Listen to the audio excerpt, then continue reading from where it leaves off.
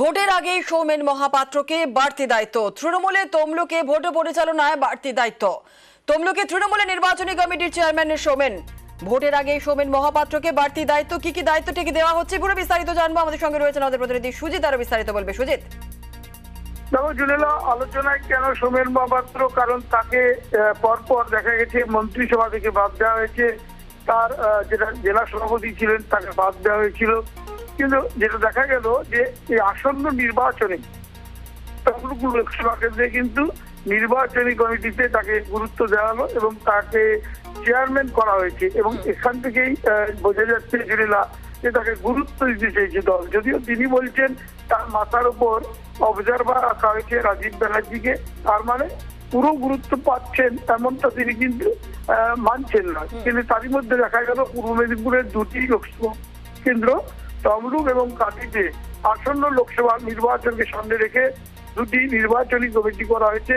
কাঁথিতে যেমন পীযূষ পণ্ডাকে চেয়ারম্যান করা হয়েছে জেলা সভাপতি, কিন্তু তমলুকের ক্ষেত্রে দেখা গেল জেলা সভাপতি নয়, অসিত ব্যানার্জির বদলে এখানে দেখা গেল চেয়ারম্যান পদে তুলে আনা হয়েছে সৌমেন মহাপাত্রকে।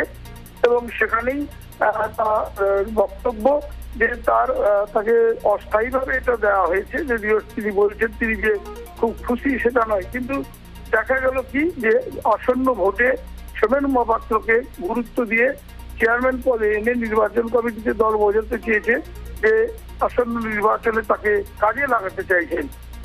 সব মিলিয়ে বৈঠক করে দল গতকাল সবকিছু পদ কার কি দায়িত্ব সবটা বুঝিয়ে দিয়েছেন। আসলে শুভেন্দু অধিকারীর জেলা নন্দীগ্রামের জেলায় ভালো রেজাল্ট করতে চাইছে জুনেলা তৃণমূল, এবং সেখানে প্রেস্টিজের যে আসন দুটি তমলুক এবং কাঁথি, তার মধ্যে তমলুকে নির্বাচন পরিচালনার ক্ষেত্রে নির্বাচনী কমিটির চেয়ারম্যান করে সৌমেন মহাপাত্রকে কাজে লাগাতে চাইছে জুনেলা। ধন্যবাদ।